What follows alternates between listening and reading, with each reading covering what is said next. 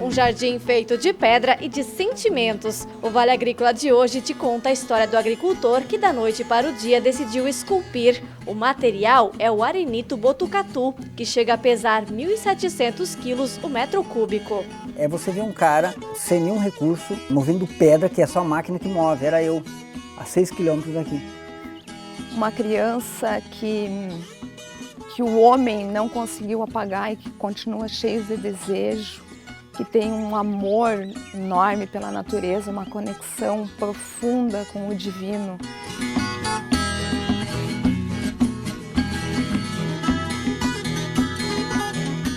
Olá, seja muito bem-vindo a mais um Vale Agrícola, um programa de agricultor para agricultor, mas que também pode inspirar e informar você da cidade. E chegou o grande dia, a grande final. Qual será que foi a reportagem mais vista no ano de 2021?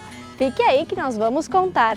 Nesta edição, nós vamos mostrar o jovem que mudou a propriedade dos pais de produção de arroz para de leite. Só porque meu pai sempre foi apaixonado por arroz, então foi um momento muito difícil, porque foi uma decisão, ou eu ia com ele embora para o Rio Grande do Sul atrás do sonho dele, ou eu ficava atrás do meu sonho. Tem a série Nossa História, com uma vila açoriana no interior do Rio Grande do Sul. Na vila de Santo Amaro, a gente se sente realmente em uma volta no tempo. Um dos exemplos é a igreja matriz aqui do distrito, a quarta mais antiga do Rio Grande do Sul. As construções que brigam contra o tempo e emocionam quem está na corrida pela preservação. De perder essa preservação. E é de lá também que vem a receita deste pão doce.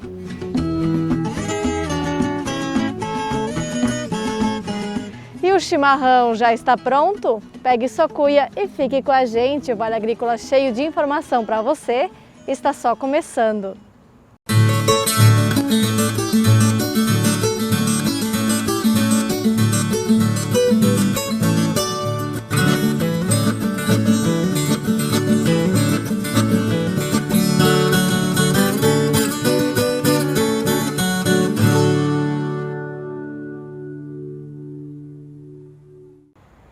No meio dos arrozais, em uma comunidade com tradição no grão, uma reviravolta. Vocês vão conhecer agora um jovem apaixonado por vacas que transformou a história da propriedade da água para o vinho. Ou seria da água para o leite? Confira!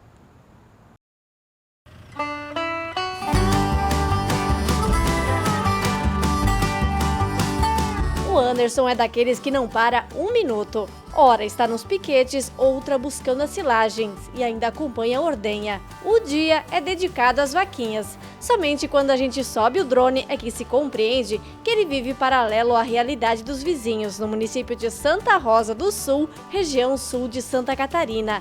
A pastagem parece uma ilha em meio aos arrozais. A virada de chave na história do Anderson começou no ano de 2014, quando o pai foi para o Rio Grande do Sul para produzir arroz. Foi aí que ele decidiu tirar aquele sonho de infância do papel, a criação de vacas de leite. Só porque meu pai sempre foi apaixonado por arroz, então foi um momento muito difícil, porque foi uma decisão, ou eu ia com ele embora para o Rio Grande do Sul atrás do sonho dele, ou eu ficava atrás do meu sonho. Foi o pai sair por uma porteira que o trator passou a trabalhar dia e noite. Imagine encher de barro os arrozais para transformar em pasto. Formado em técnico em agropecuária, o Anderson começou o projeto assim como tinha aprendido. Hoje a gente tem 10 hectares de pastagem, 60 animais ao todo, 30 animais em lactação, com uma produção de 20 litros por animais.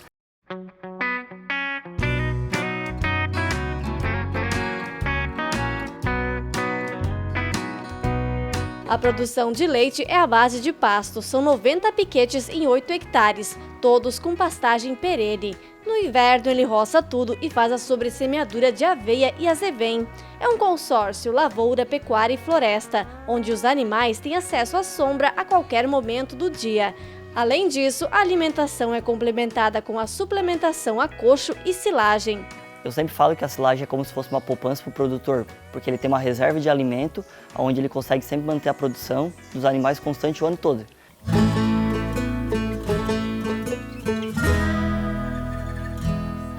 Este ano foram plantados 10 hectares de milho, que garantem este alimento o ano todo, uma média de 50 toneladas de matéria verde por hectare. Aqui na Fazenda do Arroz, nessa última safra, a gente optou pela utilização do AG 8690 Pro 3. Este é um material que ele tem um ciclo precoce. Então aqui na fazenda, como eles têm o hábito de fazer apenas uma safra de milho, então eles têm essa capacidade de poder alongar o ciclo do híbrido aqui e não tem tanta preocupação por ciclos mais rápidos. A palavra-chave aqui é custo-benefício, devido a ele aliar uma alta produção de volume com uma excelente qualidade bromatológica. A alta participação de grãos na silagem, principalmente quando se tem um manejo de alto investimento. Isso se reflete em uma silagem com alto padrão de bromatologia e padrões acima da média, como foi o caso aqui na fazenda, com cerca de 1.600 quilos de leite por tonelada de matéria seca.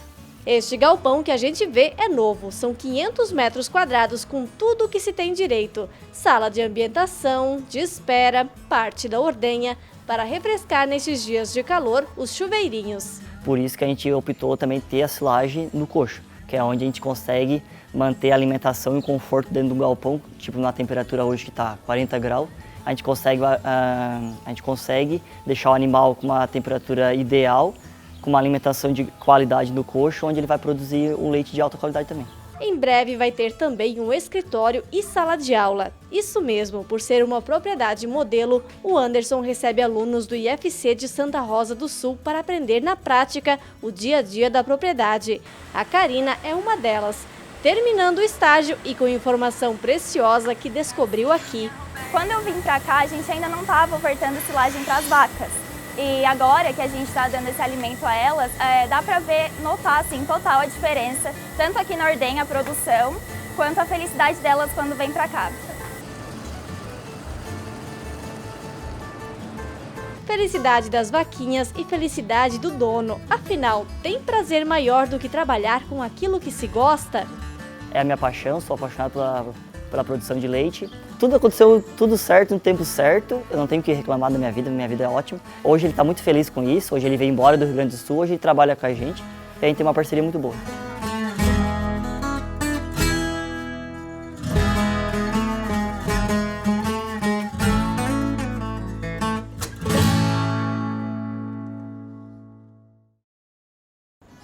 O Vale Agrícola vai agora para o intervalo curtinho e na volta tem história cheia de inspiração. O agricultor que da noite para o dia começou a trabalhar em pedras para fazer esculturas, transformou a roça em jardim e agora recebe visitantes do Brasil e do mundo.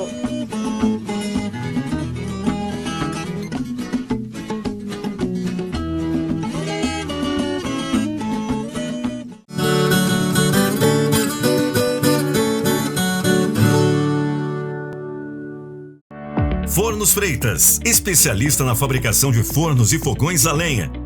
Está sempre inovando para oferecer os melhores produtos. Forno a lenha, forno com fogão conjugado, discos para frituras, lareiras, fogões a lenha com chapa de ferro fundido, fogões a lenha com chapa vitrocerâmica e visor vitrocerâmico alemão. Fornos Freitas, assados com mais sabor. A qualquer hora do dia eu tomo meu chimarrão, com a viola de ouro, erva pura do rincão. Colhida e industrializada, mantendo o padrão e a essência, viola de ouro, o sabor é duradouro, tem o verde da querência. A suprema, a vácuo, a tradicional e a sem açúcar. Viola de ouro, dá prazer e não desgosto. Nativa de qualidade, um chimarrão bom de verdade, até no ronco tem gosto.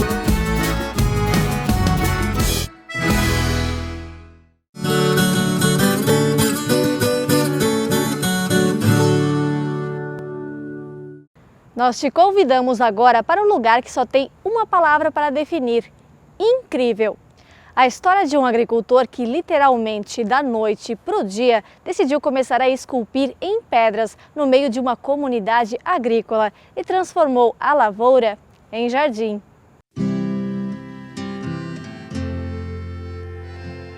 Quando o sol começa a aparecer de manhã cedinho, nos proporciona uma vista sem igual.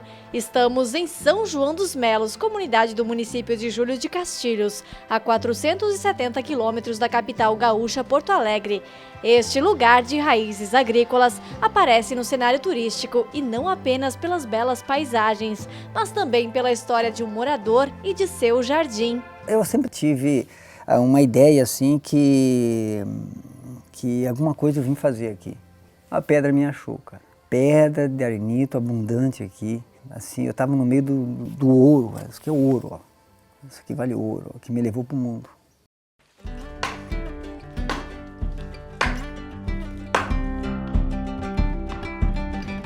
Essa história tem capítulos que parecem loucura do começo ao fim. O Rogério é filho de agricultores imigrantes italianos que nestas terras plantavam de tudo um pouco, principalmente fumo e milho. Saiu da escola ainda criança por se sentir diferente, como se na verdade fosse oriental. Aquela televisão preto e branco, grande assim, teleoto, aquelas de madeira assim, que tinha aqueles espinhos assim, parecia muita coisa, reportagem e tal. E aí apareceu uma vez os lamas tibetanos na TV. Aquelas vestes assim. Qualquer assunto, livro que tinha, eu ia ler, era uma coisa séria assim, era uma atração. Eu preferia mais o silêncio, eu não saía para lado nenhum.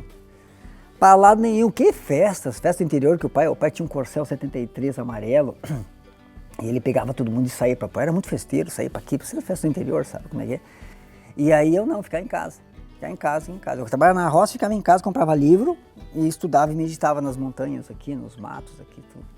A paixão pela cultura oriental levou o Rogério a ser professor de artes marciais. Foi onde, inclusive, ele conheceu a esposa Giselda.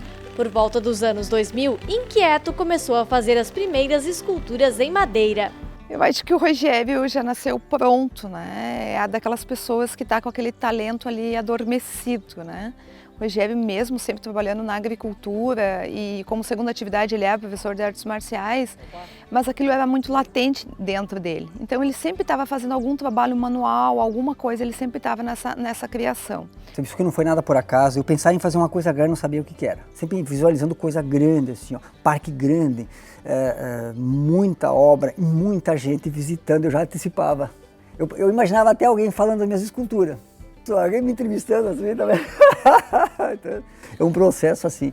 É o processo depois que eu tive contato com estudos do parapsiquismo, mostra que você cria realidades, que você cria a sua vida, cria a tua felicidade ou outras coisas, né? Em 2005 veio a mudança radical e foi literalmente da noite para o dia.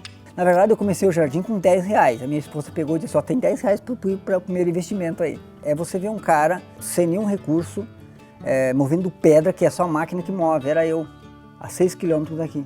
Com o machado eu trabalhava direto, começava bem cedinho, lá à noite. Me lembro que eu botava até fogueira perto das pedras para me aquecer, lógico. É que eu já me aquecia com o machado, né? Imagina. Foi um desafio e foi um grande desafio. Porque a gente continuou no lugar onde nós nascemos, se criamos, e continuamos aqui. O Rogério, quando teve as primeiras propostas, que ele começou a ficar conhecido de levar o espaço de algum lugar, ele disse, não, eu vou florescer onde Deus me plantou. Em média, ele fazia de 4 a 5 esculturas por semana. A pedra usada é o arenito botucatu. Ele é uma rocha que ele pesa aproximadamente 1.700 km3 e é uma rocha sedimentar. Então ela tem ela aceita bem o material, ela trabalha e, claro, ela tem toda uma degradação muito acelerada pelo tempo e também a gente precisa muito conscientizar isso, né, o visitante, que ela é uma obra a ser contemplada, né? Ela não pode ser uma obra de interação. Para encontrar inspiração para as obras, muita meditação através do yoga. Eu meditava direto, de madrugada, isso aí me alimentava, era uma energia. É o espiritual, é o energético, né? Regular as emoções, né? Os sentimentos, tem que administrar, isso tudo é administração, tudo na vida é administração. Ele tem uma inspiração para fazer uma temática e aí ele faz uma série de esculturas. Faz uma série daquelas peças, às vezes são 5, às vezes são 6, às vezes são 10, e aí ele faz aquela série de esculturas. A gente geralmente organiza elas em nichos, né, circulares, pela uma questão de visualização, de energético também. E às vezes ocorre que ele volta, daí de um tempo ele vem e faz uma obra de volta ali para aquele espaço. A intenção é que o visitante possa realmente sentir este lugar. E não dá para separar o que é Rogério e o que é escultura. Aqui faz parte de um todo. E essa exposição aqui se chama Filhos da Terra, com os animais. A intenção do escultor é provar que neste mundo somos todos iguais. São quase 800 obras divididas em pelo menos 12 temáticas, em 7 hectares de jardim. Ele é um espaço que ele leva uma reflexão, né, do que nós somos, do potencial humano, que muitas vezes na vida, na correria, a gente não consegue descobrir nosso potencial.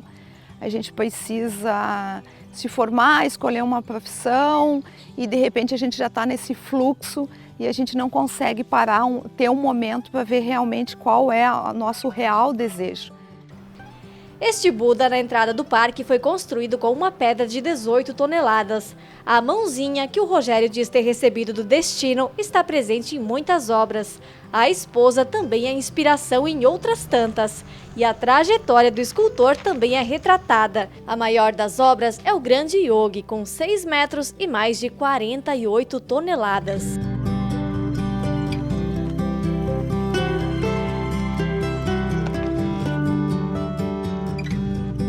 O Rogério acredita que a Terra é feminina porque parte das mulheres ou fêmeas o dom de gerar a vida. É por isso que essa estátua aqui é tão emblemática. É uma mistura de mulher com a natureza.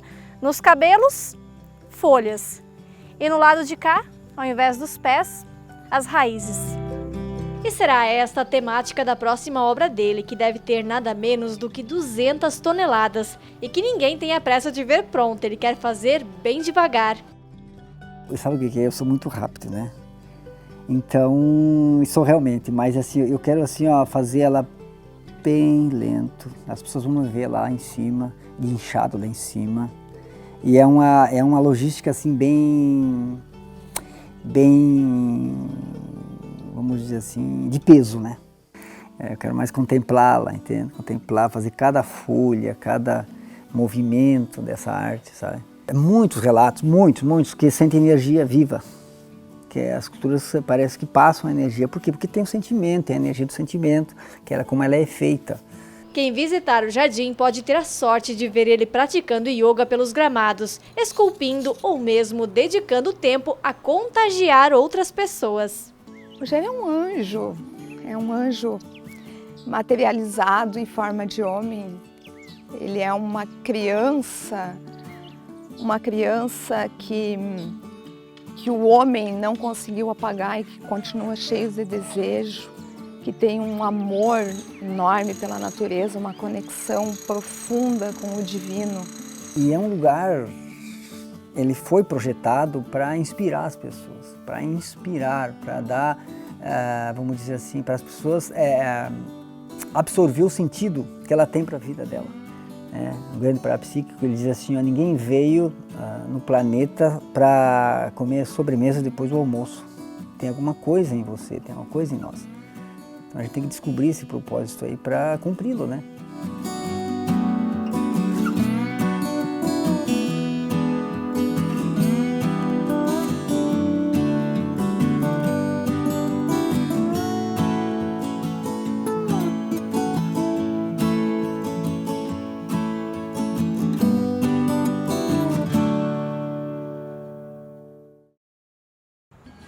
Que lugar incrível e que história sensacional. Se você quiser acompanhar, procure eles no Instagram, @Jardim das Esculturas. Nós vamos agora para um intervalo curtinho e daqui a pouco tem a série Nossa História. Uma vila açoriana que chegou a ser capital da República Rio-Grandense por um dia durante a Revolução Farroupilha. E direto do vilarejo, a receita do pão português.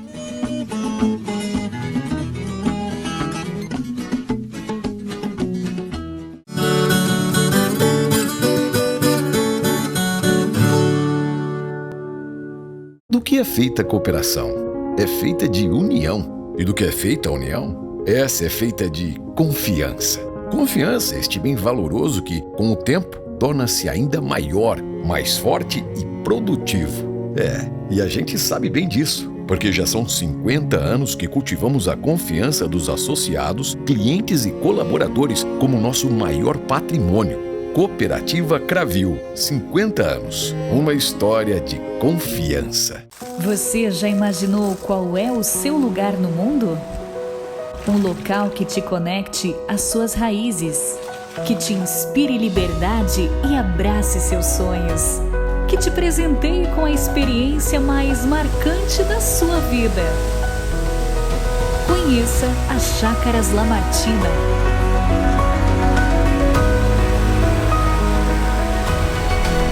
O seu lugar no mundo.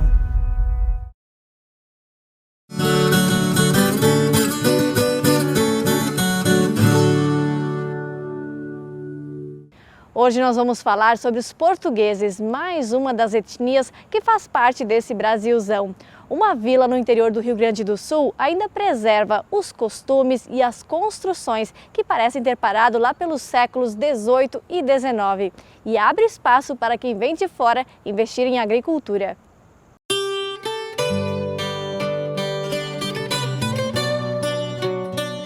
É na beira do rio Jacuí que está a pequena vila de Santo Amaro do Sul, um distrito do município de General Câmara, no Rio Grande do Sul.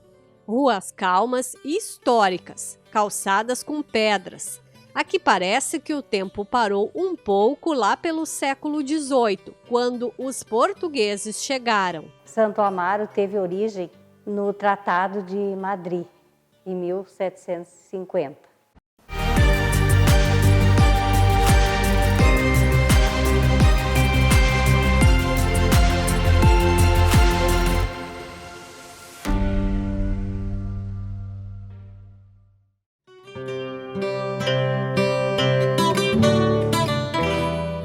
Hoje são cerca de 600 habitantes por aqui, como a Anajara, e muitos moram em casas históricas. Mas em 1773 eram portugueses, paulistas e escravos. A parede da Casa de Cultura, inclusive, guarda um pedaço de como eram as construções e os primeiros objetos da lida na roça por ali. Para demarcar essas terras, o Gomes Freire de Andrade chegou aqui em 1752 e mandou construir um forte à esquerda do rio Jacuí, aonde os açorianos se instalaram ali.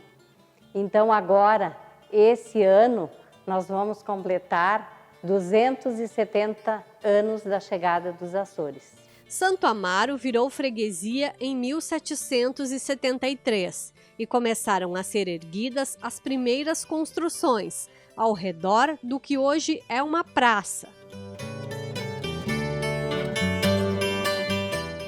Aqui na Vila de Santo Amaro, a gente se sente realmente em uma volta no tempo. Um dos exemplos é a Igreja Matriz aqui do distrito, construída em 1787, século XVIII, a quarta mais antiga do Rio Grande do Sul e ainda completamente preservada.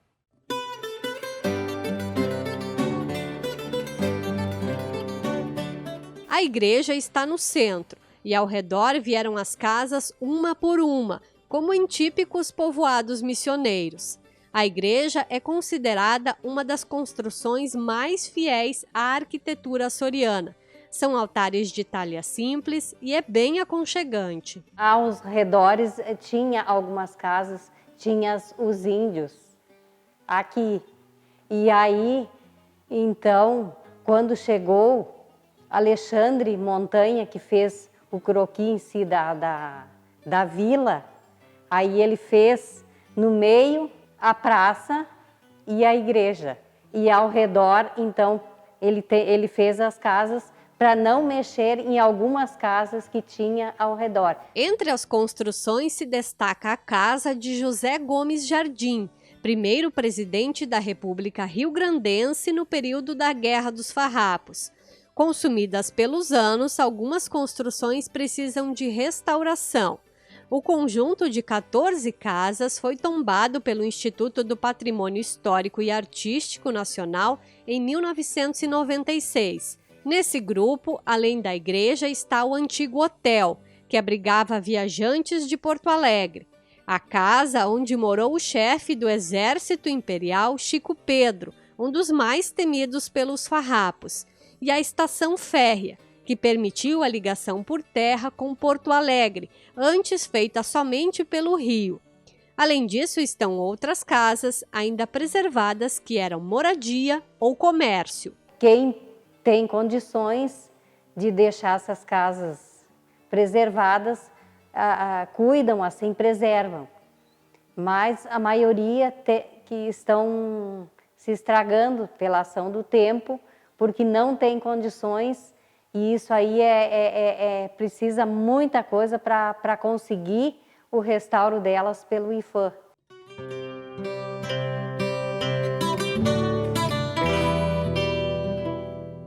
A freguesia virou município em 1881 e passou a se chamar Amarópolis. Também foi por um dia capital do Rio Grande do Sul. De Santo Amaro se emanciparam outras cidades, como General Câmara, para onde o distrito pertence hoje. Se no começo a agricultura era a atividade, hoje quem não vive da pesca no rio, por aqui aposta na lavoura. O Julião adotou Santo Amaro há 10 anos, plantando grãos. Fomos muito bem acolhidos, nos sentimos muito bem a nossa família aqui, tanto na atividade como também questão de vida social. Até mesmo hoje já faz mais de 2 anos que nós fixamos residência aqui mesmo no município. Lavouras modernas de soja que se misturam com a nostalgia dos detalhes antigos de um dos locais ainda mais preservados do estado. Já foi cenário do filme Um Certo Capitão Rodrigo, na década de 70. Buenos amigos, hoje finados!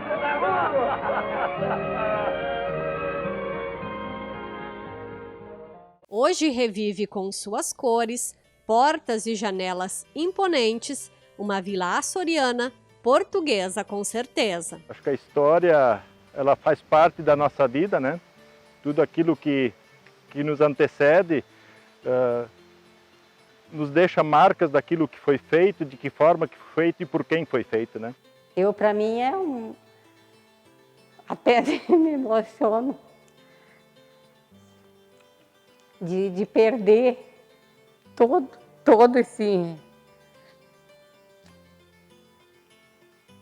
essa preservação. É uma história.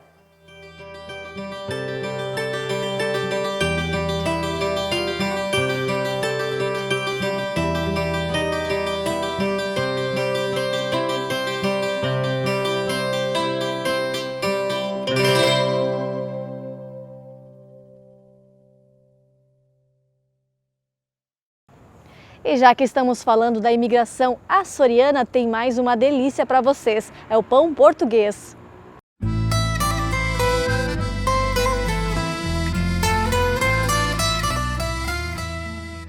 E agora eu vou passar para vocês ensinar como se faz o pão por Deus português. Então, começando, colocamos a farinha, umas 4, 5 xícaras de farinha de trigo. Colocamos a margarina ou manteiga, tanto faz. 3 colheres. O sal, uma pitadinha de sal, o açúcar, mais ou menos uma xícara de açúcar. Eu estou colocando com a colher aqui, mas é mais ou menos uma xícara de açúcar. Colocamos 2 ovos, colocamos o fermento,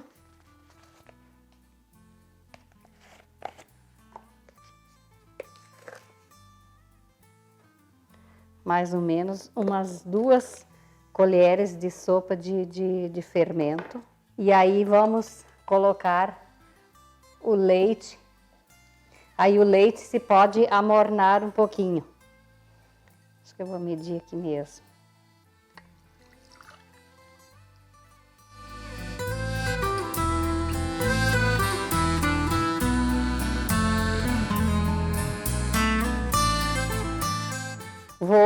colocar um vidrinho de leite de coco, que é o principal da receita, é o leite de coco.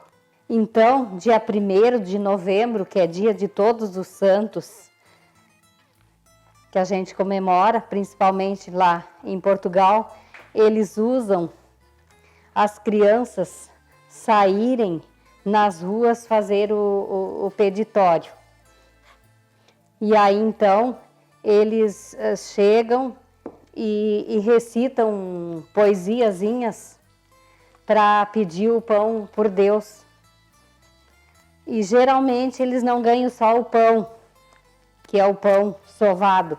Eles ganham outras doces, outros tipos de bolacha, e colocam numa bolsinha que eles usam, que é chamada de talego, essa bolsinha. Aí depois eles vão para a igreja e levam, e lá, então, o que eles ganharam desse peditório, eles usam junto tudo e fazem uma festa com esses produtos, essas coisas que eles ganharam. E coloca-se a farinha na mesa para sovarmos de novo.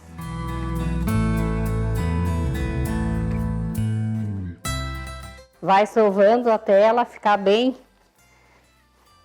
assim, uma massa bem homogênea, bem misturada. E quanto mais a gente sovar, melhor ela fica. Mais fofinha depois fica o pão.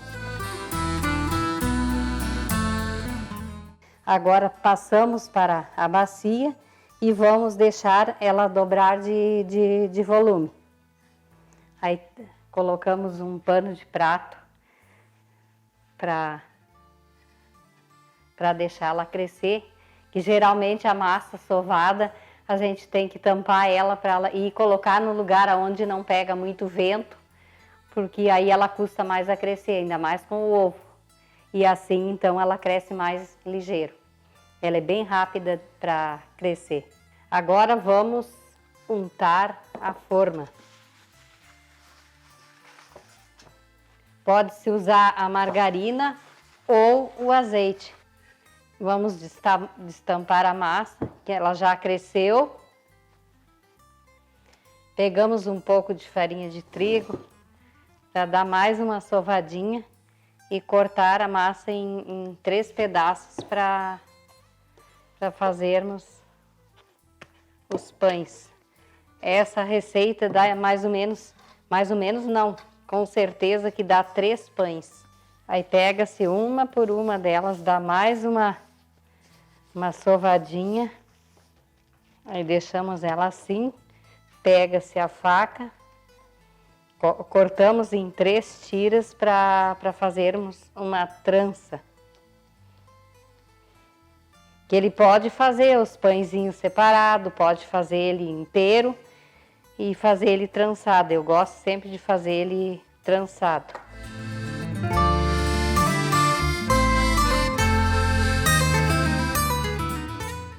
Aí aqui temos os 3 pães. Aí depois de a gente deixar eles prontos, aí colocamos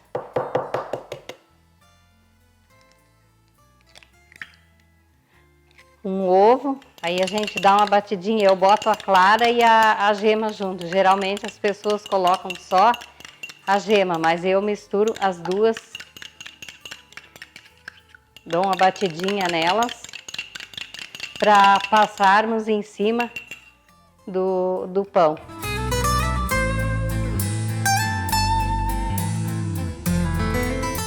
Pregamos o açúcar para colocarmos em cima do pão e depois pegamos o coco ralado. Tanto faz, pode ser com açúcar ou sem açúcar o coco. Larga-se em cima do pão também.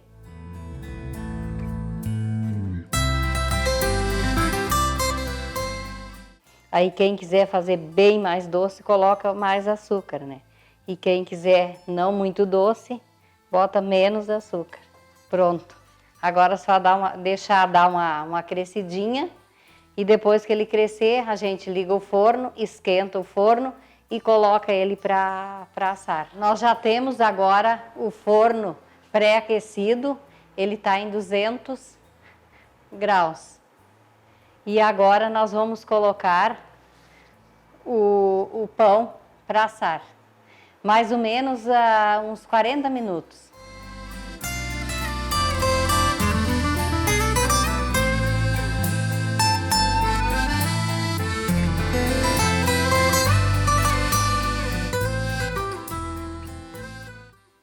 Temos o pão assado agora e eu vou separar eles e depois é só nos deliciarmos, colocando uma manteiga ou colocando uma chimia e nos deliciar.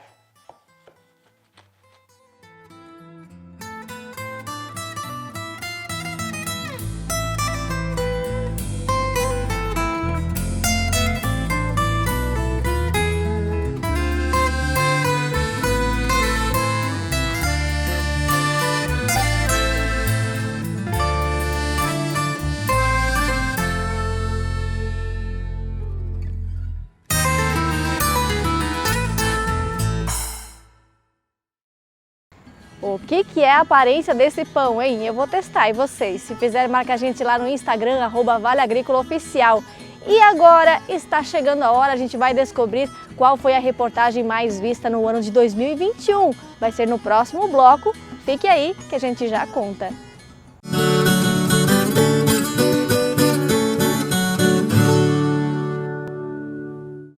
No campo tem coisas que o tempo não muda. Mas tem outras que estão sempre mudando e fazendo crescer a lavoura, o rebanho, a produção. E o Sicoob faz parte dessa evolução, dando apoio, transformando a vida de quem também tem raízes nesse chão. É por isso que cooperar com as mudanças no campo vai ser sempre a nossa maior tradição. Sicoob, somos feitos de valores.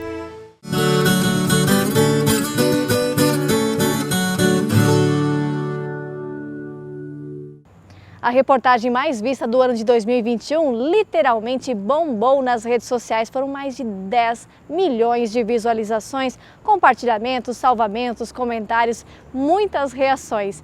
Então agora chegou a hora de rever a criação de animais silvestres em cativeiro. Apesar de ser muito conhecida pelo nome, é difícil quem já tenha visto uma dessas pessoalmente. Em grupos, mais difícil ainda.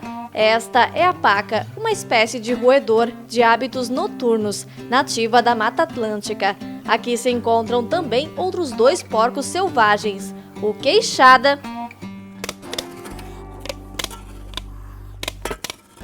e o cateto, tateto ou caititu.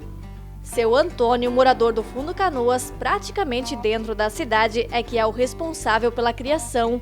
Nós encontramos ele logo no começo da tarde, preparando a comida para a tropa.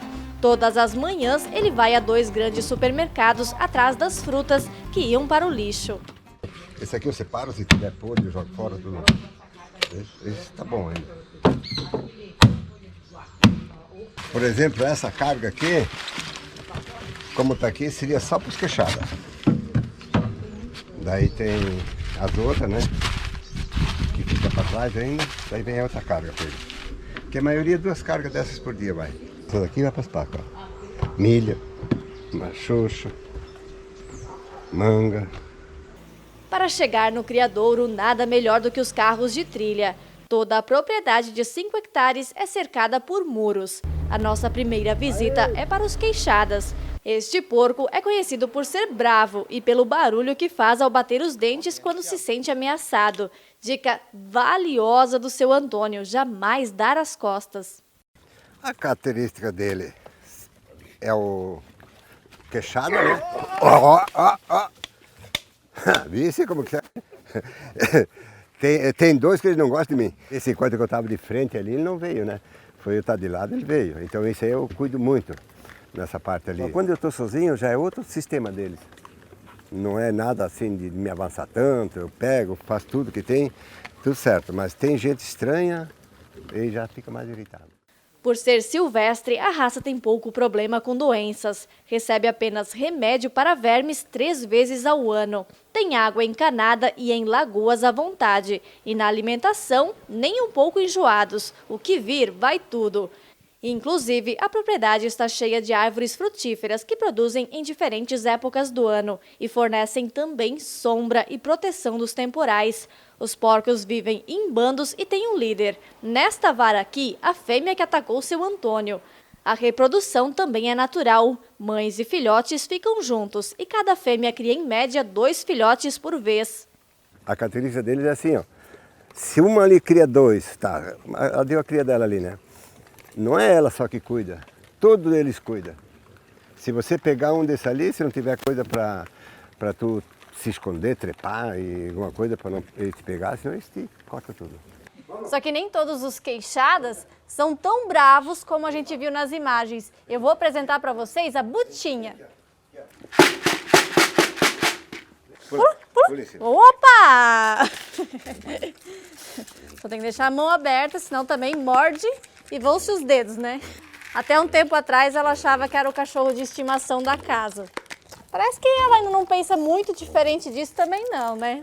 Olha aí, ó. Até a mão para segurar. Pronto, gosta de carinho também? Surpresa até para o seu Nilo, que é biólogo responsável pelo criadouro e nunca viu nada parecido. Não é comum.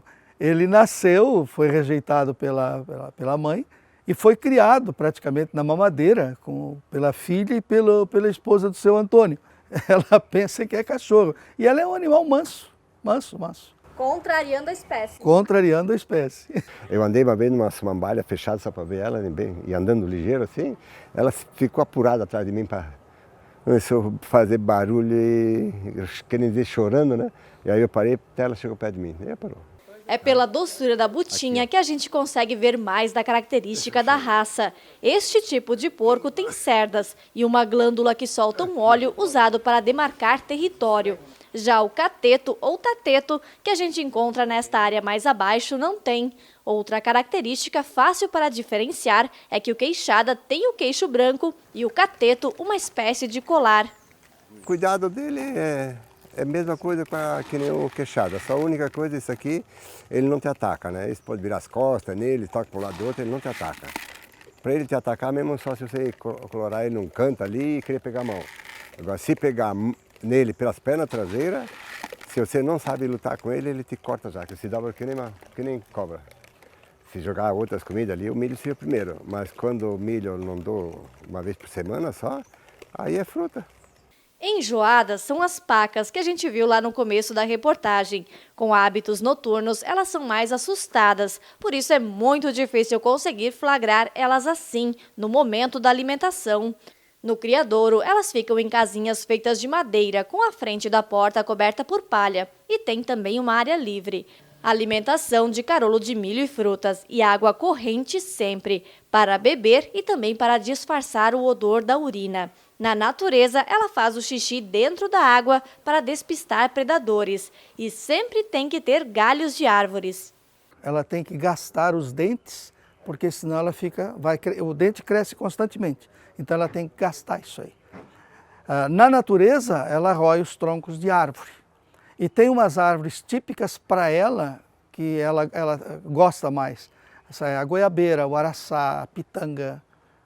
Seu Antônio começou a criação de animais silvestres há cerca de 20 anos com o javali puro, mas não conseguiu autorização dos órgãos ambientais e decidiu mudar para os porcos selvagens. São 68 catetos, 55 queixadas e 35 pacas.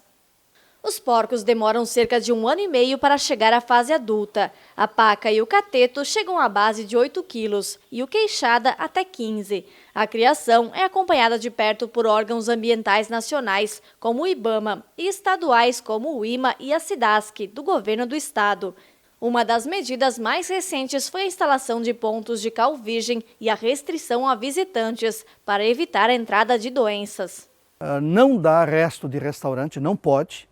Não pode, é proibido, de jeito e maneira, porque ninguém sabe quem é saudável ou não no restaurante. O resto de comida e Deus nos livre pegar uma peste suína africana aqui. A propriedade não tem autorização para abate comercial, por isso os animais saem daqui vivos, para consumidores ou criatórios. O genro Jason ajuda na comercialização.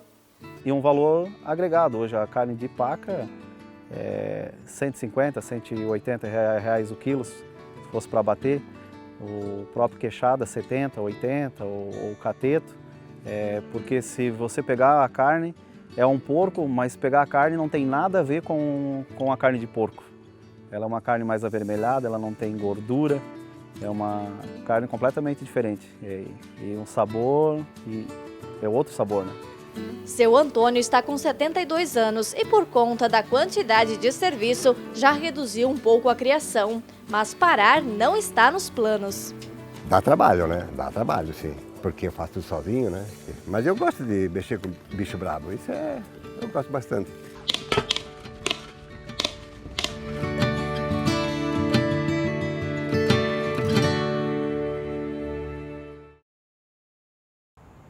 Tá aí, sabe o que eu acho mais curioso? Que a gente roda milhares de quilômetros e essa reportagem eu fiz a exatamente 800 metros da minha casa. E como tá perto, eu fui até lá para ver como estão as coisas. Confere aí.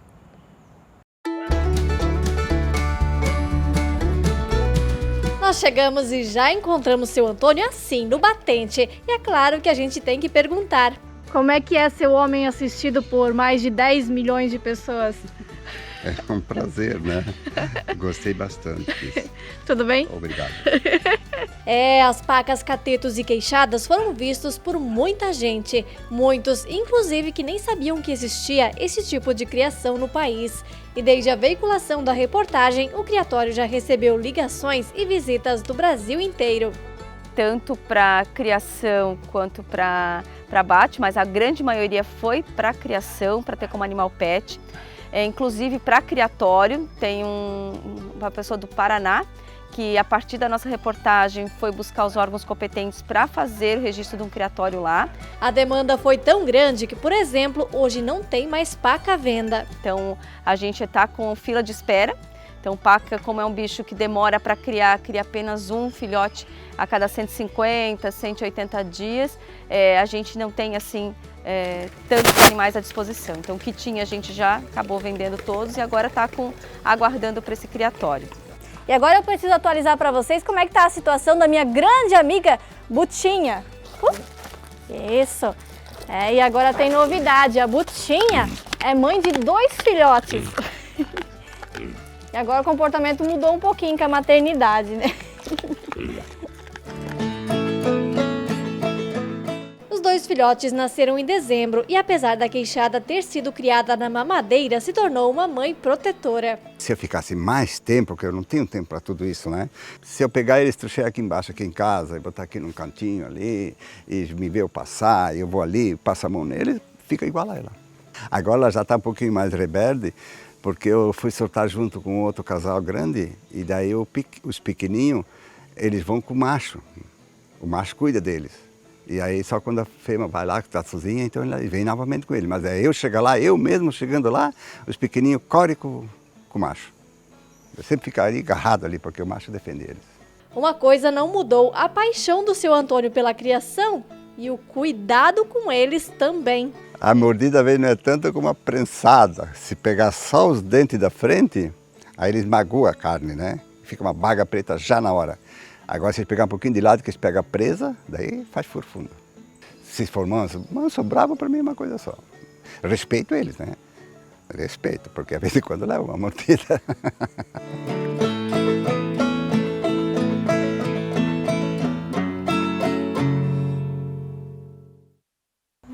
Desta forma que a gente encerra o Top 10 2021, mas é claro que ano que vem tem mais. E não se esqueçam, são vocês que fazem a programação do Vale Agrícola. O que você quer ver aqui? Manda pra gente nas redes sociais. O Vale Agrícola de hoje está chegando ao fim, tenha dias produtivos de trabalho. A gente se vê, até mais!